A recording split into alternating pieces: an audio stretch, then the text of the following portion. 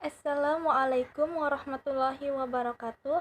Alhamdulillahirabbil alamin wa bihi nasta'in wa ala umuri dunya waddin. Wassalatu wassalamu ala asrafil anbiya'i wal mursalin wa ala alihi wa sahbihi ajma'in amma ba'du. Pertama-tama, marilah kita panjatkan puji dan syukur kehadirat Allah Subhanahu wa Ta'ala yang telah memberikan kita kenikmatan sehingga kita masih bisa bertemu di pertemuan kali ini walaupun secara online. Salawat serta salam tak lupa kami haturkan kepada junjungan Nabi besar kita Muhammad Sallallahu Alaihi Wasallam yang telah membawakan kita dari zaman jahiliyah ke zaman yang terang benderang ini. Perkenalkan, nama saya Dea Fadila dengan NIM 200111087. Saya dari Prodi Manajemen.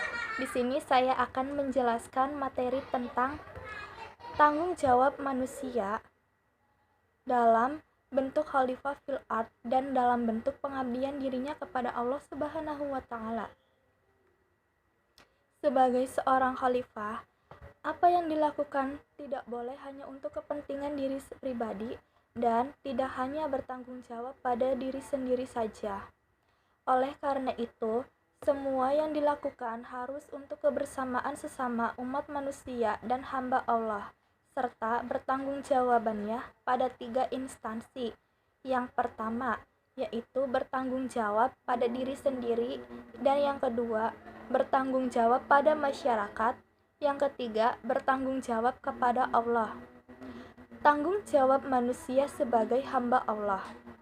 Makna yang esensial dari kata abd atau hamba adalah ketaatan, ketundukan, dan kepatuhan.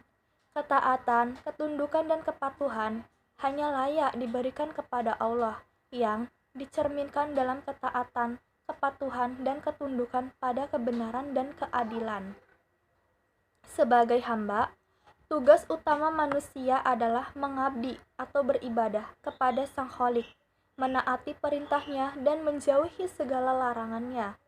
Hubungan manusia Allah Subhanahu wa Ta'ala bagaikan hubungan seorang hamba atau budak dengan tuannya. Si hamba harus senantiasa patuh, tunduk, dan taat atas segala perintah tuannya. Demikianlah karena posisi sebagai abid, kewajiban manusia di bumi ini adalah beribadah kepada Allah dan ikhlas sepenuh hati. Dalam Quran surat ke-98 ayat 5 yang artinya, padahal mereka tidak disuruh kecuali supaya menyembah Allah dengan memurnikan ketaatan kepadanya dalam menjalankan agama yang lurus, dan supaya mereka mendirikan sholat dan menunaikan zakat, dan yang demikian itulah agama yang lurus. Tanggung jawab Abdullah terhadap dirinya adalah memelihara iman yang dimiliki dan bersifat fluktuatif, naik turun, yang dalam istilah hadis Nabi Shallallahu Alaihi Wasallam dikatakan yazidu wa yahusu, terkadang bertambah dan atau menguat, dan terkadang berkurang atau melemah. Seorang hamba Allah juga mempunyai tanggung jawab terhadap keluarga. Tanggung jawab terhadap keluarga merupakan lanjutan dari tanggung jawab terhadap diri sendiri, karena memelihara diri sendiri berkaitan dengan perintah memelihara iman keluarga. Oleh karena itu, dalam Al-Quran dinyatakan, Qu anfusakum wa ahlikum naron, jagalah dirimu dan keluargamu dengan iman dari neraka. Yang kedua ada tanggung jawab manusia sebagai khalifah Allah.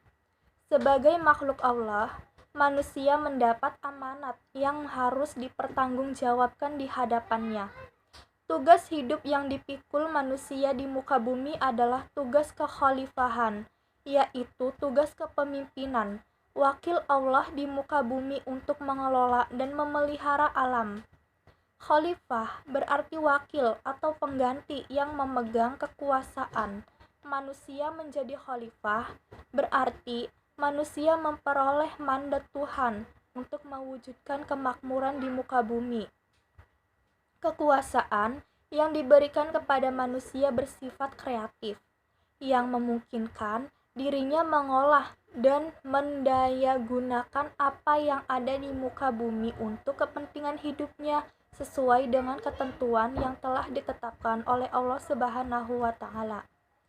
Kekuasaan manusia sebagai khalifah Allah dibatasi oleh ketentuan-ketentuan yang telah digariskan oleh yang diwakilinya, yaitu hukum-hukum Tuhan, baik yang tertulis dalam kitab suci atau al-haul, maupun yang tersirat dalam kandungan pada setiap gejala alam semesta atau al-kaun. Seorang wakil yang melanggar batas ketentuan yang diwakili adalah wakil yang mengakhiri kedudukan dan peranannya, serta mengkhianati kepercayaan yang diwakilinya. Oleh karena itu, dia diminta pertanggungjawaban terhadap penggunaan kewenangan yang dihadapinya, yang diwakilinya. Sebagai firman Allah dalam surat Fatir ayat 39, yang artinya, Dialah yang menjadikan kamu khalifah-khalifah di muka bumi. Barang siapa yang kafir, maka akibat kekafirannya menimpa sendiri. Dan kekafiran orang-orang kafir itu tidak lain hanyalah akan menambah kemurkaan pada sisi Tuhannya. Dan kekafiran orang-orang yang kafir itu tidak lain hanyalah akan menambah kerugian mereka belaka.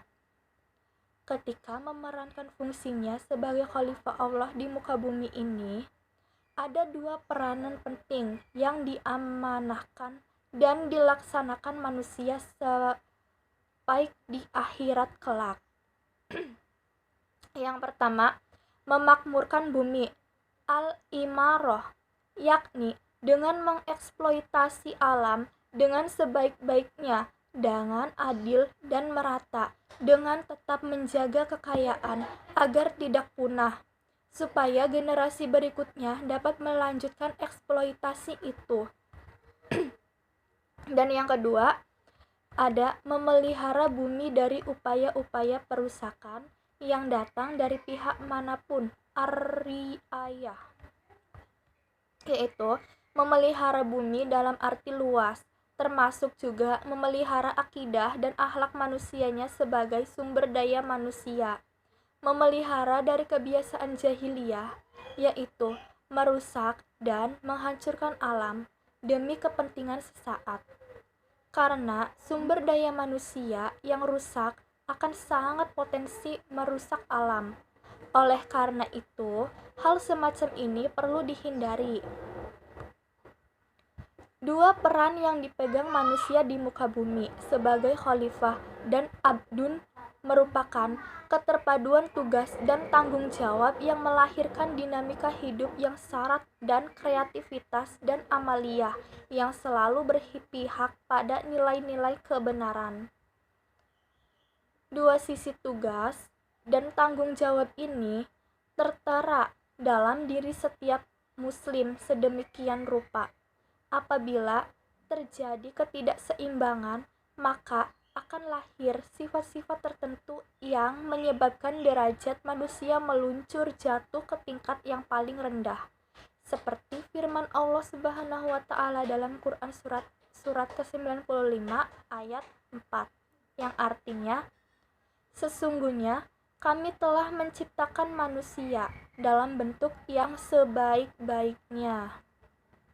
Terima kasih, itu saja yang dapat saya sampaikan.